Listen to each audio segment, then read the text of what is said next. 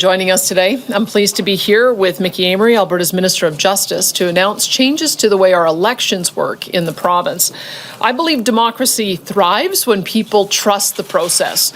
They need to know that they can take part in a simple and easily accessible process. They need to be confident in and to trust the election results. And they need to know where financial support for candidates and parties comes from.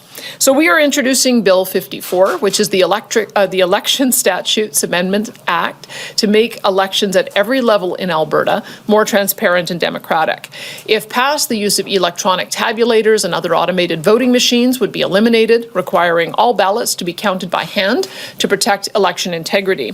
The unofficial vote counts will be required to be complete within 12 hours of polls closing to provide timely, reliable results, ensuring Albertans receive fast and accurate election results. The practice of vouching at voting stations where a voter without identification could simply have their identity vouched for and verified by another eligible voter will end. Our government has made a commitment to restore public confidence in identification and voter eligibility verification processes through the elimination of vouching. We are expanding access to special ballots to improve voting accessibility and to protect voter privacy. These changes would allow any voter to request a special ballot without needing to provide a reason, and allow special ballots to be sent overseas or to remote locations earlier. And we're protecting integrity by requiring voters to personally request their special ballot. Voters will also be required to vote in their constituency of residence or by special ballot. These changes will ensure that all Albertans have ample opportunity to have their say at election time, and that Alberta's elections are open, secure, and accessible.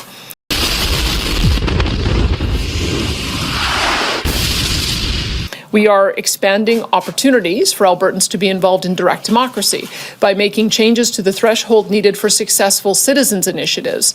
The signature collection time for citizens' initiatives will be extended from 90 days to 120 days.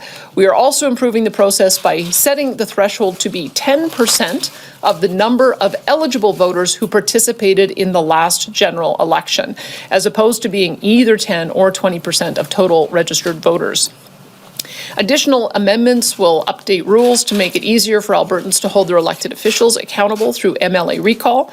These changes would extend the recall signature collection time from 60 days to 90 days and lower the signature threshold to be 60% of the total number of electors who voted in the electoral district in the most recent election, as opposed to 40% of the total number of electors in the riding.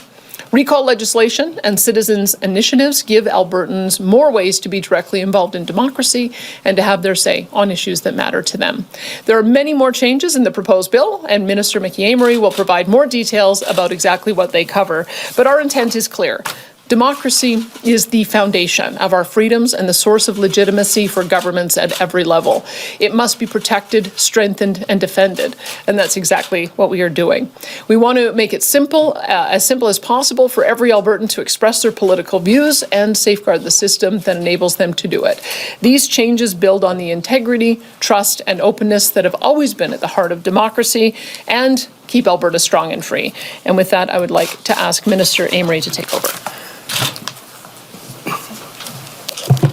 Well, thank you, Premier, and good afternoon to members of the media and all of those watching. Today in the House, I will be tabling Bill 54, the Election Statutes Amendment Act, that will make amendments to several pieces of legislation that govern democratic processes in this province. Reviewing elections-related legislation to strengthen public trust in the integrity of our elections is one of my mandate items from the Premier. These proposed amendments result from a review of our democratic process legislation. This review revealed opportunities to make changes that will ensure our democratic processes are fair, free, and transparent. This includes provincial elections, Senate elections, referendums, and citizen initiative petitions. As the Premier mentioned, we are strengthening public trust in elections by eliminating the use of electronic tabulators, ending the practice of vouching, and making amendments that will make the process of voting even easier for Albertans. Through Bill 54, we are strengthening the role of scrutineers so that they can observe every aspect of the electoral process. Political parties will be able to begin and participate in judicial recounts, and we will prevent a single official agent from acting on behalf of more than one independent candidate. Municipal councillors and school board trustees will also be required to take an unpaid leave of absence when running for provincial office. Albertans expect free and fair elections, and that's exactly what we intend to deliver on. Through Bill 54, we're also making a number of amendments to election finance rules. Contributions from Alberta corporations and unions will be allowed, and existing legislative reporting requirements will apply to ensure that candidates are fully transparent about where their campaign dollars are coming from. To recognize the increased cost of campaigning, amendments would also adjust party and candidate expense limits. This includes adopting a maximum election expense limit of $5 million per registered political party and increasing the maximum election expense limit per registered candidate to $75,000. And for third-party advertisers, we will reduce the maximum limit on contributions to third-party advertisers to ensure that political action is led by Albertans rather than by outside influences. Third-party advertisers will also be required to indicate if they support or oppose a referendum question or questions under the Referendum Act to increase clarity for Albertans when deciding how to vote in a referendum. We'll also be making it easier for Albertans to vote in a constitutional referendum by allowing mail-in ballots to apply to these referendums. Like special ballots, this is one more way that we're providing flexibility for Albertans. As part of this government's review of democratic process legislation, we considered recommendations from the former chief electoral officer in his report into the 2021 Senate election and referendum.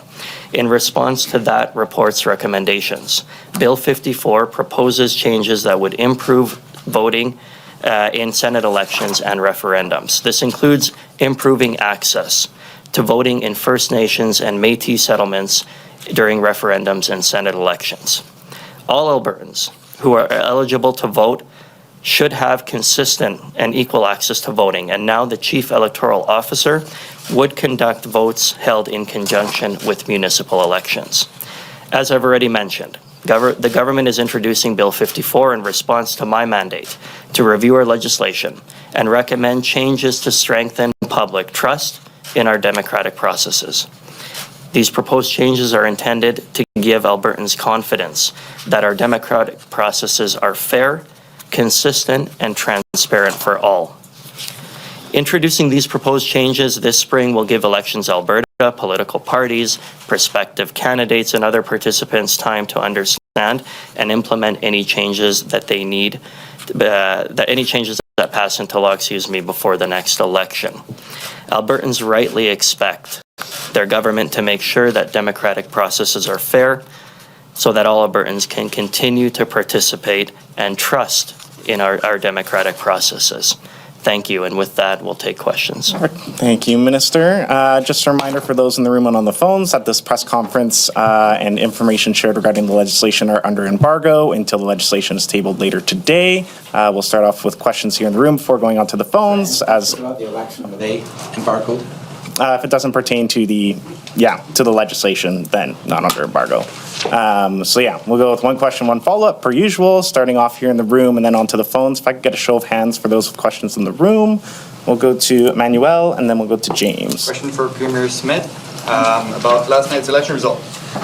This morning you wrote that Albertans will have an opportunity to discuss our province's future, assess options for strengthening our province against future hostile acts, and choose a path forward. What's that path forward? Because you have taken a lot of measures in the recent years against Ottawa, against the Liberal environment and energy measures. You've adopted an Alberta Sovereignty Act. Like, what's next? Well, I look at it a little bit differently. The federal government has taken hostile actions against Alberta and against the Constitution and against our right to develop our resources. And every action we have taken has been to reassert that the Constitution matters, the division of powers matters. And so I, at the very beginning of the campaign, said whoever got elected, I would expect them to address the 9 offensive pieces of legislation and policy that prevent us from being able to exercise our constitutional jurisdiction to develop our resources. We want to see a guaranteed access to economic corridors that include pipelines to get to new markets. We want the repealing of Bill C-69 so that we do not have an unending process for approvals that essentially means no more pipelines can be built.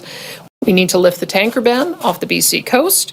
We need to eliminate the oil and gas emissions cap that has been proposed, which is a production cap. We need to scrap the so-called clean electricity regulations. We need to end the treatment of plastics as toxic. We need to abandon the net zero car mandate. We need to return oversight of the industrial carbon tax fully to provincial jurisdiction. And we need to halt the federal censorship of energy companies. I mean, this is all very reasonable requests. And so I put that on the table. I know that the opposition leader said that they were very reasonable. Prime Minister Carney, it's a little unclear. And so I'm going to work over the next 6 months to try to get those things addressed. Because if it is the case that that there's a consensus now about getting our energy to market, getting our resources to market, finding new markets, these are kind of the baseline to reset the relationship with Alberta. And so you mentioned those 9 propositions that you want them to move forward with. As far as I know, Carney has a soft commitment to 2 of them about the energy corridors and an even softer one about the emissions cap. And yet, 28% of Albertans vote for him. So how do you reconcile that? And what do you say to Albertans who voted for a party that opposes what you think are Alberta's crucial interests? I'll tell you what I think. I think that over 300 MPs got elected because they stood on a platform to get our resources developed, to work with provinces to establish economic corridors, and to get our products to market. I think the NDP got crushed, the Greens got crushed, and the Bloc Québécois lost ground because they were opposed to that agenda. And so I would hope that the current Prime Minister understands that his mandate comes from moderate voters who actually want this province to be a genuine energy superpower and the country to be a genuine energy superpower. And so that's why I believe we saw the outcome that we got last night. It wasn't because they doubled down on extremist environmental policies that would crush our industry. It was the opposite. They depicted themselves as wanting to create a new approach, one that would be in sync with what all the provinces are asking for, and that's what I'll be asking the Prime Minister to do. Perfect, thanks. And we'll go to James. Yeah, Premier, it's the day after a federal election, and this press release uses the word referendum or referendums, I think around 6 times. So is this something you're considering? And if so, what's the timeline? Well, we would have introduced this legislation a little bit earlier. We've been working on it, had a few final tweaks to make. We were going to introduce it regardless of what the outcome of the election was. It just so happens that this is the timing now that we're back from a week from constituency break. We knew that there were just some tweaks that we needed to make in certain areas. We had made promises about how we would revise some of the elections laws, and so it's just a matter of making sure that we're bringing that, just making those commitments. It's the timing is just what the timing is. We were always intending to bring this forward. Great. And do you trust the outcome of the federal election? Yes. And because they don't have tabulators, and they don't have vote anywhere machines, and we got the results before we went to bed last night. That is an example of why it is we need to make some of these changes, is to bring it more in sync with what we saw last night. Graham and then Lisa. Premier, you had some strong words in favor of Pierre Poilievre in your statement. He did win more seats, he won more votes, but he lost his own seat in Carleton. So should he stay on as the leader of the federal Conservative? I think he should stay on, and I've told him so. I think that he can find another riding where it may be a little bit easier to be able to win. I think that the people who won last night, I think that they will all agree that they won because of the efforts of the leader of the party. He just didn't spend as much time in his home riding to secure the win back home, but I don't see any reason why he shouldn't stay on. And a follow-up on that issue about what happened in the election with Mr. Poilievre. Of course, he lost his own seat, and he did not win the election. Do you take any responsibility for what happened last night because of your comments, for example, to Breitbart News, that he was more in sync with the Americans where they were headed under Donald Trump? Do you take any responsibility for having hobbled or undermined the Conservative campaign with your comments? I don't think I was in the media in the last 2 weeks. I was traveling. the vote solidified over the last 2 weeks. So whatever happened over the last 2 weeks, I would say, was the result of the campaigning of the federal parties. I had no interest in being on the ballot at the federal level. Those were issues Canadians had to decide, and they decided. Perfect. And we'll go to Lisa and then to Shay. I've got a specific question about this bill. If this passes, we would be removing the requirement for a referendum to occur before the Legislative Assembly makes a resolution authorizing an amendment to the Constitution of Canada. Why are we doing this? What are you targeting here? Is this about trying to get out of the equalization program? What exactly is being targeted here? Well, I think the idea is that moving quickly, recognizing that Albertans have important issues that they'd like to be heard, and having the opportunity to have those referendum take shape quickly is important to us, and that's part of the reason why we're making these changes.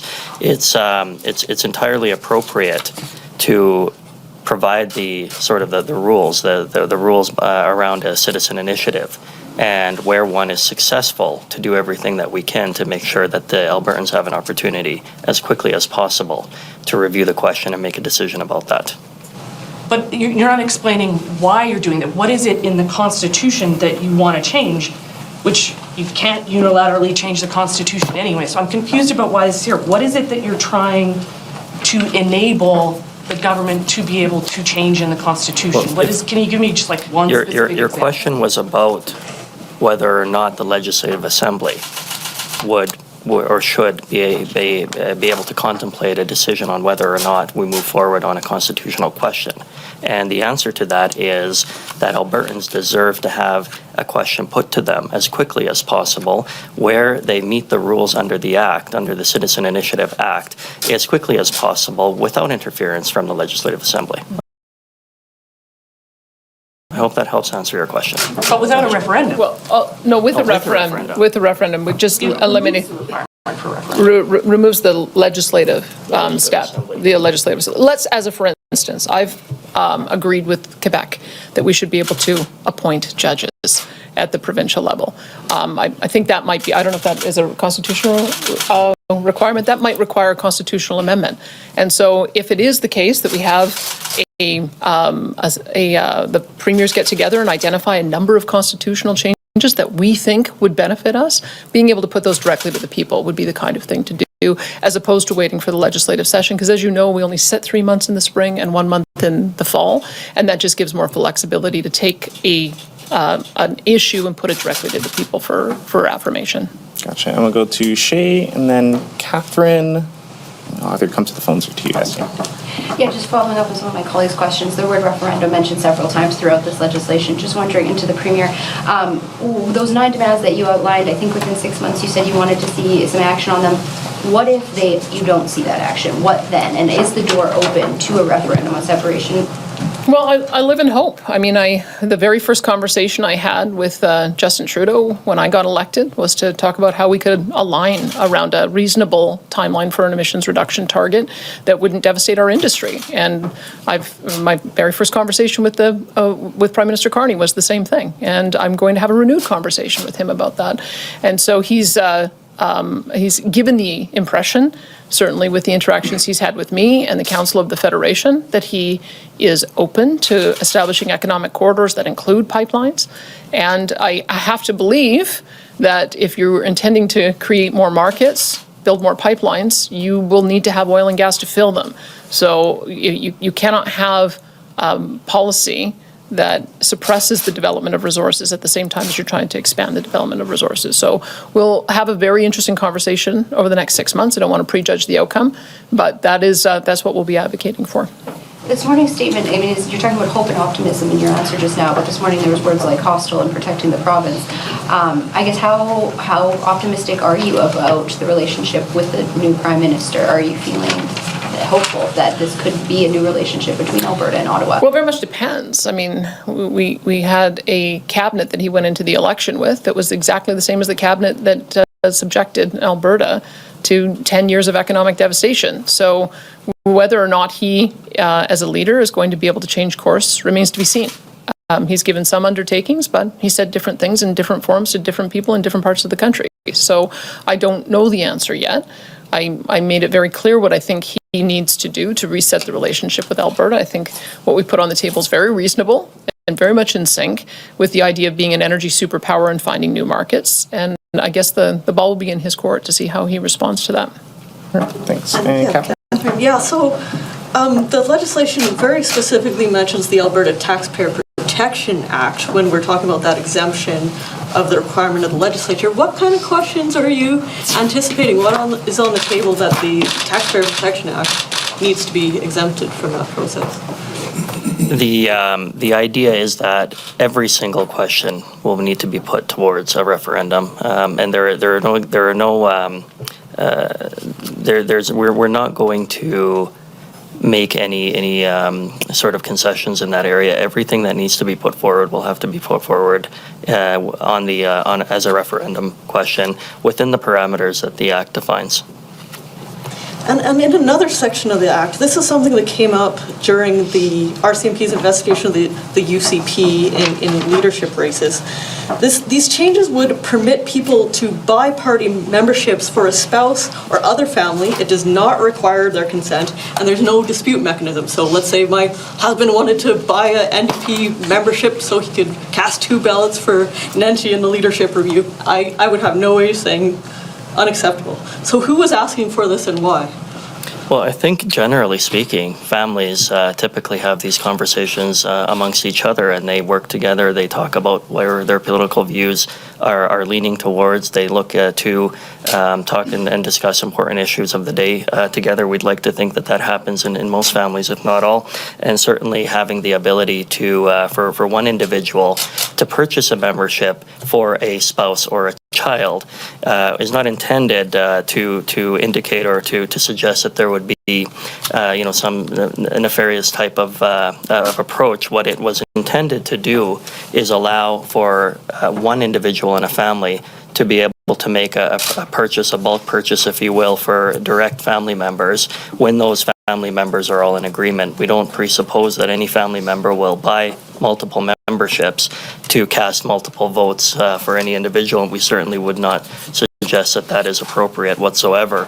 But families typically talk about these things at the dinner table, and they have the opportunity to purchase memberships using one credit card from one individual in the family seems to be the natural way that families typically do this, and I think it's appropriate that we allow them to do that.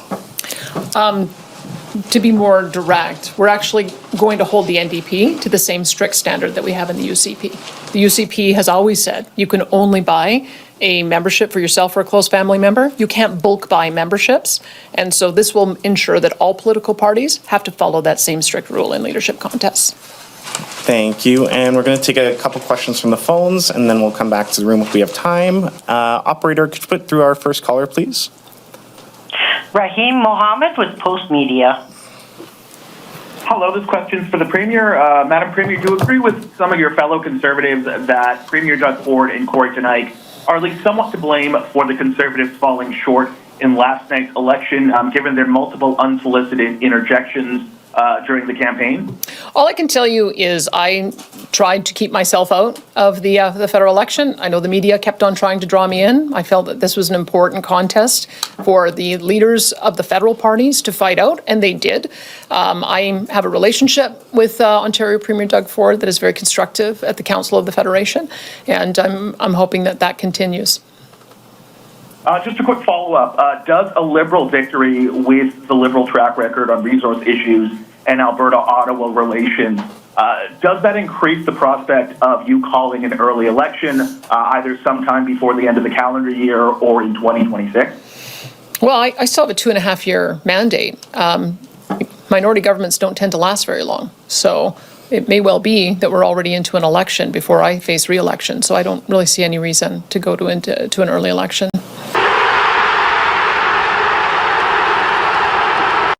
Thanks, Rahim. Operator, could you put through our next caller, please?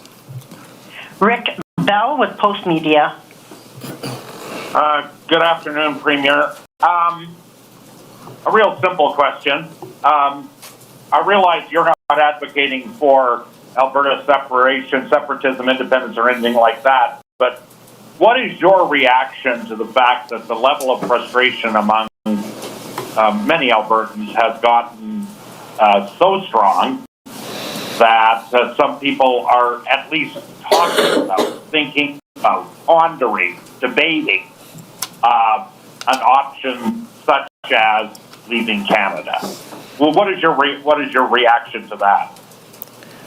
Well, I think Albertans are hurt and betrayed. That's how I think Albertans are feeling. I think Canada as a whole got a sense of that feeling of hurt and betrayal with the way the Americans are treating us right now.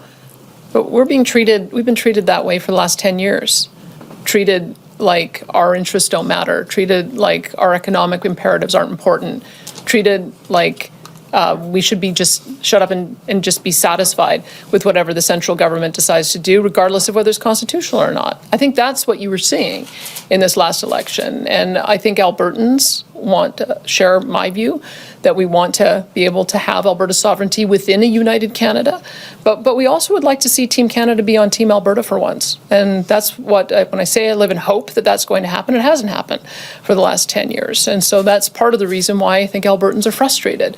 I think that they were hoping for a big change and they didn't get it last night. So I'm going to do what I can to work with the current government, as I always have, to find areas of common agreement and to try to address those things that have been causing some of that feeling of betrayal and hurt, and hopefully we'll be able to forge a stronger approach with our fellow premiers, and a recognition from the federal government that they've got to honor the Constitution.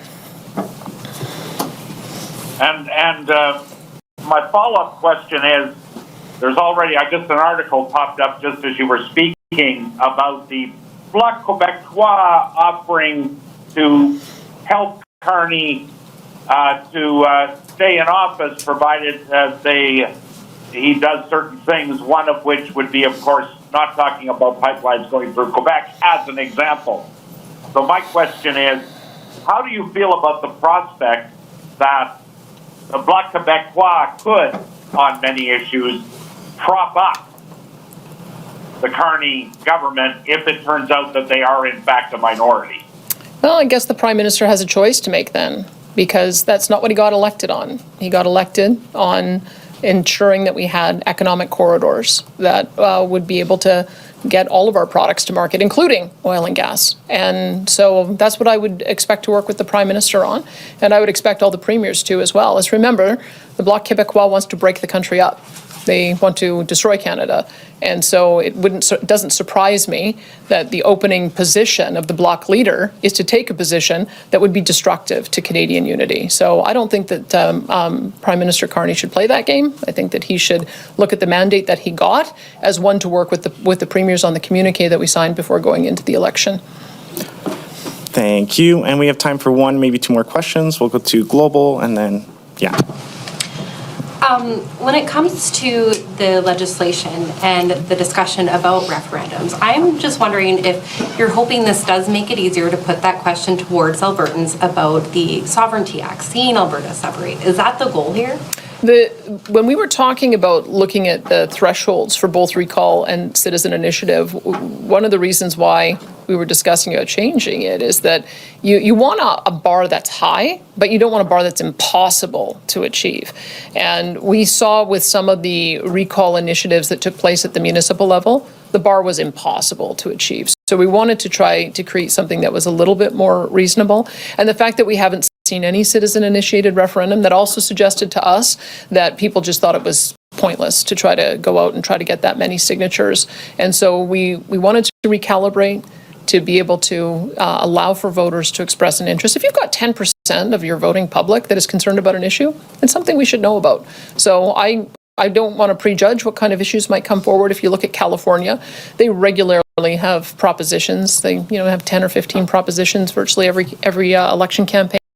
And ultimately, that's what I'd like to get to. I'd like to see a lot more citizen-initiated referenda on issues of importance. And just following up from a question earlier, too, I just want to ask, or directly, is the door still open to Alberta separating? I feel that question wasn't directly answered. Well, not by me. I believe in Alberta's sovereignty within a united Canada. However, there is a citizen-initiated referenda process that if citizens want to put a question on a ballot and get enough of their fellow citizens to sign that petition, then those questions will be put forward. Again, I don't want to prejudge what a question might be, but not by our government. Thank you. And Janet, did you still have a question? Yes, then we'll go to you for our last question.